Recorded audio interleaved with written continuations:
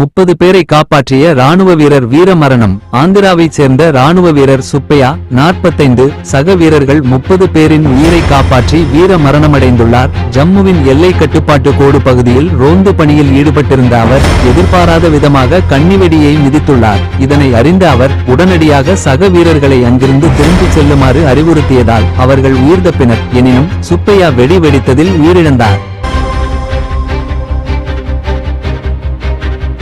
Madurai VCK கொடி பிரச்சனையில் 21 பேர் மீது வழக்கு.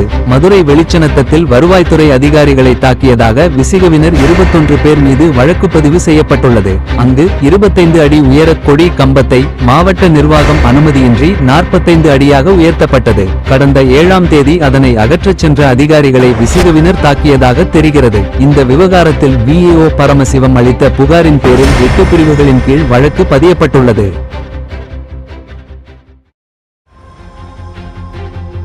இந்த போக்கு நல்லதல்ல. SC எச்சரிக்கை. தன் மீது தவறாக புனையப்பட்ட குடும்ப வன்முறை வழக்கையும் திருமணத்தையும் ரத்து செய்யக்கோரி தெலங்கானாவை சேர்ந்தவர் SCயில் வழக்கு தொடர்ந்திருந்தார். இதை விசாரித்த நீதிபதிகள் 498A சட்டப்பிரிவை மனைவி தவறாக பயன்படுத்தி உள்ளதாக குறிப்பிட்டதுடன் சட்டத்தை தவறாக பயன்படுத்தும் போக்கு அதிகரித்து வருவதாகவும் எச்சரித்தனர். இதையடுத்து கணவன் மீதான வழக்கை ரத்து செய்து தீர்ப்பளித்தனர்.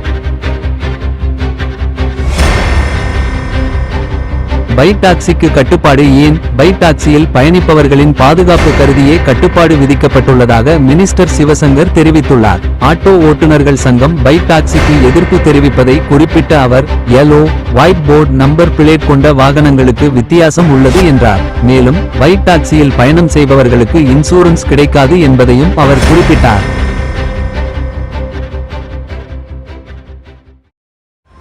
வடிவேலுக்கு எதிராக பேச மாட்டேன் என சிங்கமுத்து.